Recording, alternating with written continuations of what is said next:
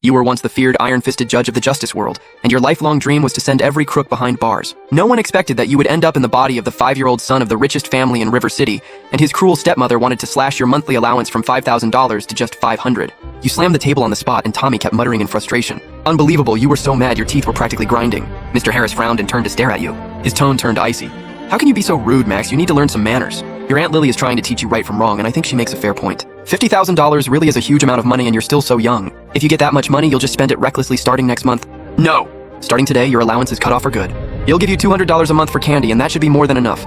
Your walnut-sized brain was about to explode with rage. $200? What good is that? It wouldn't even buy a box of fancy imported gummies. Besides, you knew this kind of scheme all too well. You were already racing through the plot in your head. In the original story, Lily started by cutting off the allowance step by step and slowly squeezed the original host out of every last inch of survival space. In the end, she ruined the foolish father and got him killed on the street. And the original host was the real tragic case kidnapped and trafficked to Myanmar, where his kidney was stolen. So you slid off the sofa in one smooth motion. Then you stomped over to the two of them on your short, chubby little legs. Dad, you said in a sweet baby voice but with the stern dignity of a no-nonsense judge. Are you really going to listen to this woman's lies and cut off my life-saving allowance? Lila waved a disgusted hand. This isn't cutting you off. It's teaching you to be frugal. It's all for your own good. You little brat, what do you know? Lily covered her mouth, laughing like she had won already, and her smugness was impossible to hide. Her voice was soft, but every word cut deep. Yes, Max. This is to keep you from going astray if you are really that desperate for money. I happen to have $50 in cash here. Why don't you go buy yourself an ice cream and calm down? That was obviously just a way to brush you off like a beggar. You rolled your eyes so hard in your head. Then you took a deep breath and puffed out your little chest as your chubby hand pointed right at Mr. Harris. Dad, I'm now issuing you a formal notice under the ironclad rules of Article 1067 of the Civil Code. If parents fail to fulfill their duty of support, a minor child or an adult child who cannot live independently has every right to demand support payments from them. Mr. Harris froze on the spot. Lily's fake smile also completely stiffened, and the nanny, who was wiping a vase nearby, was so startled she dropped the rag to the floor. How could those words come out of the mouth of a 5-year-old? You did not give them a second to recover. Dad is my legal guardian while I am under 18. You absolutely must make sure my living standard is at least on par with the local average. And it must fully match the support standard expected of a high-income family. You make more than $80 million a year. Yet you want to hand me only $200. This is basically flirting with the edge of the law. The more you spoke, the more excited you got until your face turned bright red. And according to Article 261 of the criminal law, when someone with a duty to support the elderly, the young, the sick, or anyone unable to live independently, deliberately refuses to provide support, and the circumstances are especially serious, they can be sentenced to up to 5 years in prison, criminal detention, or supervision. Dad, are you really trying to end up sewing shirts in prison? Do you just can't wait to taste prison food?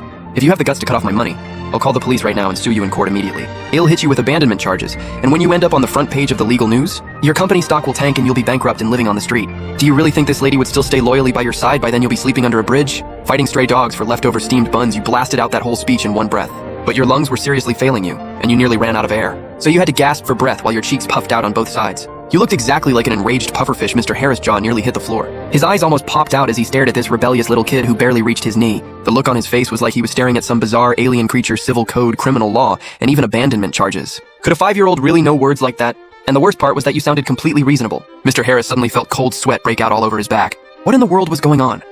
Lily's polished mask of gentleness shattered instantly. She stammered in panic. Where is this red brother and little Max stuff coming from? It's creepy. Could this kid be possessed by something dirty or cursed? You're the one who is cursed. Your whole family is cursed. You suddenly turned your head and glared at Lily like a little fury. Your eyes were full of childish rage, yet they carried a razor-sharp edge that seemed able to cut through every fake smile. Aunt Lily, what you're doing is textbook incitement under the law. Anyone who deliberately pushes another person onto the road to crime must be punished according to the role they played in the joint offense, even if it has not fully become a crime. Yet what you're doing is clearly trying to wreck the family and turn parent and child against each other. You've crossed every moral line and deserve to be nailed to the pillar of shame for everyone to spit on. Before you even finished speaking, you put your hands on your hips and shouted out loud, I can't stay in this lousy house anymore, I'm running away. He'll travel the world and let everyone see how the famous CEO of the Lin family treats his own son. Then, without looking back, you took off running on your short little legs. You sprinted all the way to the front door, grabbed your Peppa Pig backpack, stuffed in a few lollipops, and then used every ounce of strength you had to swing the door open and bolt outside. Max, get back here now. Mr. Harris finally snapped back to his senses and went pale with shock. If this kid really went out there and started talking nonsense, tomorrow morning's headline would be a huge scandal.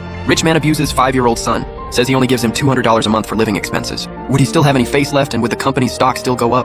Hurry up and bring the young master back! Mr. Harris yelled at the nanny and the bodyguards in a panic. Lily sat frozen on the sofa, her expression shifting wildly. Her fingernails dug deep into the expensive leather cushion. This damn brat. Could he be a natural-born debater? Because just a moment ago, she had genuinely felt the fear of ending up in prison while you shouted that you were running away. In reality, you had only made it out of the neighborhood gate and were hiding in the park across the street. No helping it. Your short legs just weren't fast enough, and you had not even had time to change out of your bare pajamas, so your slippers slapped the ground as you ran. After only about 500 meters, you were already breathing hard. You picked any park bench and plopped down on it. Then you pulled a lollipop from your backpack, unwrapped it, and popped it into your mouth.